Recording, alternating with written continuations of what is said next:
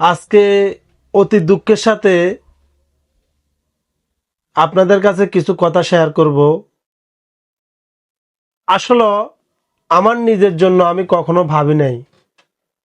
সব সময় মানুষের উপকার করতে চেষ্টা করছি, যেতটুক পারছি উপকারে করছি, কিন্তু ক্ষতি করি নাই।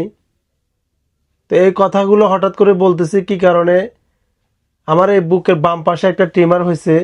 এই টিমারটা দিন দিন শুধু বড় হইতেছে এবং ব্যথা করতেছে, মাঝে মাঝে জ্বলে।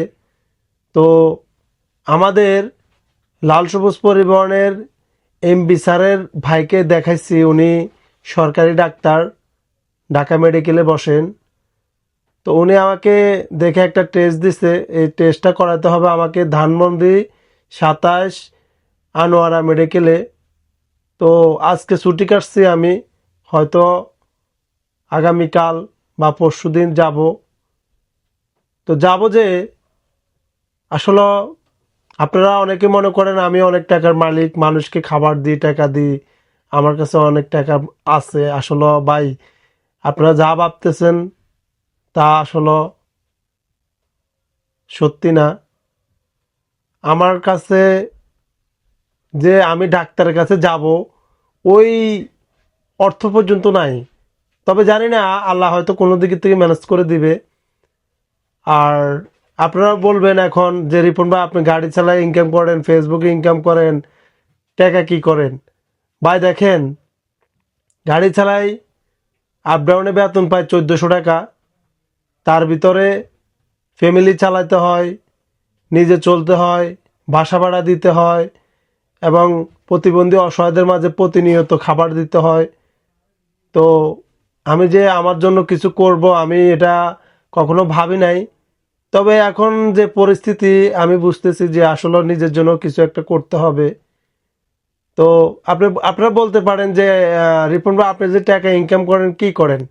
তো দেখেন ভাই, আমি তো বলছি আসলে যেই টাকা ইনকাম করি সেটা ফ্যামিলি এবং নিজে চলি।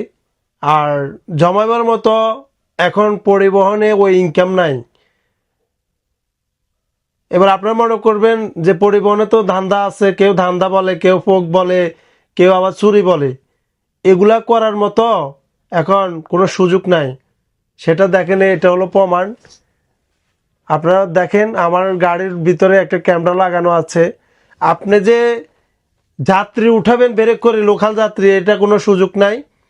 আর আপনারা কম বেশ আমাকে সবাই চিনেন, আমার যাত্রীরা আমার সাথে যারা আসা যাওয়া করছে, এই পর্যন্ত কোনো যাত্রী বলতে পারতো না যে আমি লোকাল যাত্রী উঠেছি। আমার প্রত্যেকটা যাত্রী সবসময় আমি সম্মানের চোখে দেখি যাত্রীদেরকে, কারণ আমার কাছে আমার জীবনের মূল্য যেরকম বেশি গুরুত্ব, তেমনি আমার যাত্রীদেরকে আমি মনে করি ওনাদের জীবন মানে আমার জীবন। তো